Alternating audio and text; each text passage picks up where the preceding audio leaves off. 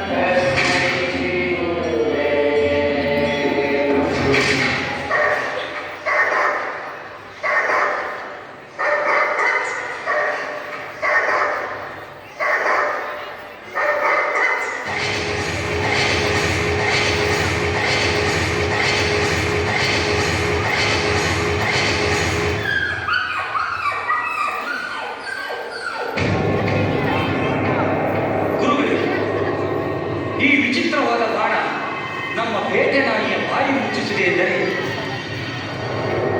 ಇದು ಅಂತಿಂತದ್ದಲ್ಲ. ಈ ಮನುಷ್ಯ ಯಾರು?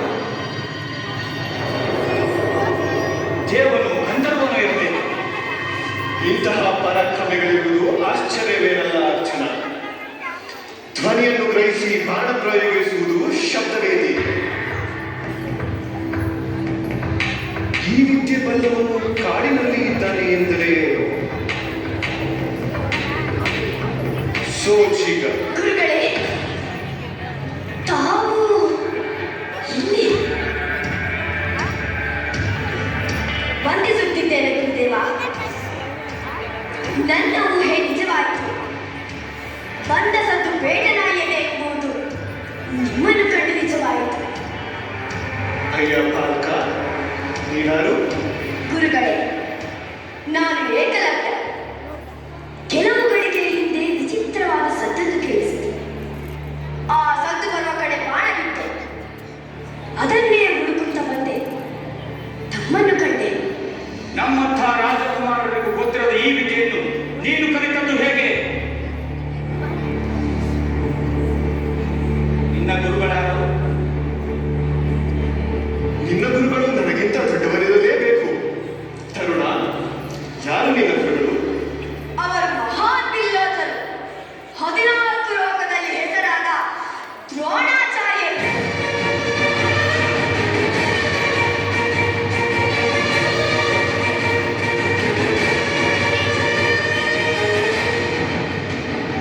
ಗುರುಕುಲ ವಿದ್ಯಾರ್ಥಿಗಳಾದ ತಾವು. ಗುರುಗಳೇ, ಸಮಾಧಾನ ಅರ್ಜುನ.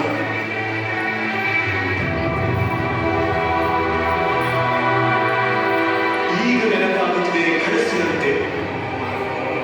ಕಳೆದ ಜನ್ಮದ ಕಥೆಯಂತೆ ಎಲ್ಲವೂ ಅರಿವಿಗೆ ಬರುತ್ತಿದೆ.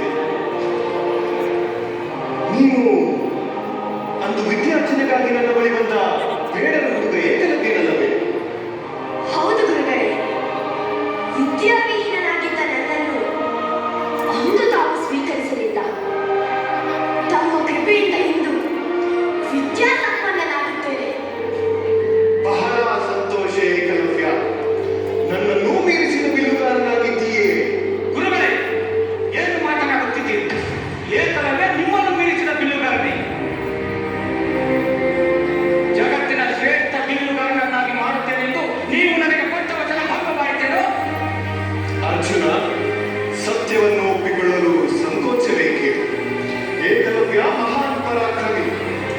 ಸಪ್ತವೇದಿ ವಿದ್ಯೆ ಅವನಿಗಿಲ್ಲದೆ ಮತ್ತಾರಿಗೂ ಸಿದ್ಧಿಸಿಲ್ಲ.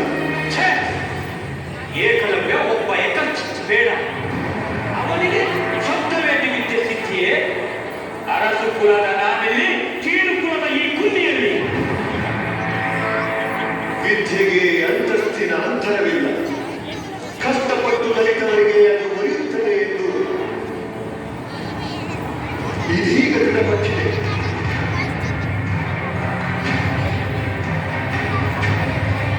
ನನ್ನನ್ನು ಒಂದು ಹೊರಗಟ್ಟಿದ ಅರ್ಜುನ ನೀನೇ ಅಲ್ಲವೇ? ಕುಲದ ಮಾತೆಗೆ ಶಕ್ತಿ ಇಲ್ಲದವರು ಕುಲದವರು ಹೋಗುತ್ತಾರೆ. ಏಕಲವ್ಯ, ನಾನು ಅಸಕ್ತನೇ, ನೀನು ಅಧರ್ಮಿ. ನಿಷಾದನಿಗೆ ವಿದ್ಯೆ ಶಾಸ್ತ್ರದಲ್ಲಿ ನಿಷಿದ್ಧ. ಹೀಗಿದ್ದು ನೀನು ನಿಪುಣನಾದದ್ದು ತಪ್ಪು. ಅರ್ಜುನ, ಅರಸು ಕುಮಾರರಿಗೆ ಇದು ತಿಳಿದಿದೆ, ಆದರೆ ಬೇಡರಿಗೆ ಇದು ಕುಲಕಸು. ನನ್ನ ಗುರುಗಳ ಕೃಪೆಯಿಂದ ಪರಿಣಿತಿ ಗಳಿಸಿದೆ. ಗುರುಗಳೇ, ಇದು ಸತ್ಯವೇ? ಏಕಲವ್ಯ, ನಾನು ಹೇಗೆ ನಿನ್ನ ಗುರುವಾದೆ? ನೀನು ಬೇಡಿ ಬಂದಾಗ ಹೊರಗಟ್ಟಿದ ನಾನು ಗುರುವೇ? ಹೌದು, ತಾವೇ ನನ್ನ ಗುರುಗಳು. ಬನ್ನಿ, ಹೀಗೆ ಬನ್ನಿ.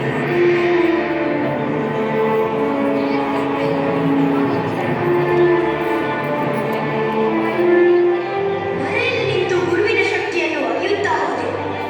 ನಿಮ್ಮ ಪ್ರತಿಮೆಯನ್ನು ಮಾಡಿ ಅದರ ಚೈತನ್ಯವನ್ನು ನನ್ನ ದೇಹ ಮನಸ್ಸುಗಳ ಅಂಗುಲಂಗುಲದಲ್ಲೂ ತುಂಬಿಕೊಂಡೆ. ಗುರುಗಳು ಕಣ್ಮುಂದೆ ಇರಬೇಕಿಲ್ಲ, ಕನಸಿನಲ್ಲೂ ಕಲಿಸುತ್ತಾರೆ.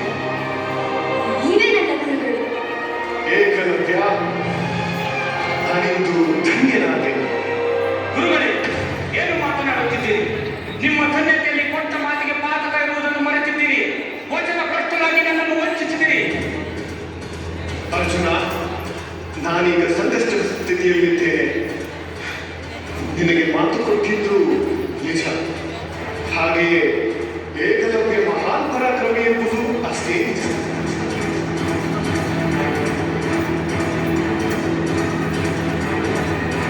ಅಂತೂ ನನ್ನ ಬದುಕಿನಲ್ಲಿ ಕಿಚ್ಚೊಂದನ್ನು ಹೊತ್ತಿಸಿದಿರಿ. ನಿಜ, ಕೊಟ್ಟ ಮಾತಿಗೆ ತಪ್ಪಿದ ಪಾಪಿ ನಾನು. ಗುರುಗಳೇ, ಹೌದು ಏಕಲವ್ಯ.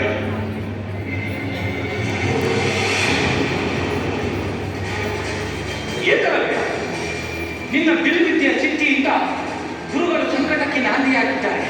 ಹಾಗಾದರೆ ಗುರುಗಳನ್ನು ಸಕ್ಕರೆಯಿಂದ ಪಾರು ಮಾಡೋ ಜವಾಬ್ದಾರಿ ನನ್ನದು. ಗುರುವಿನ ಗೌರವ ಕಾಯ್ದಕ್ಕಿಂತ ದೊಡ್ಡ ಸುಖ ಬೇರೇನೂ ಇಲ್ಲ. ಗುರುವೇ, ದಾರಿ ತೋರಿಸು.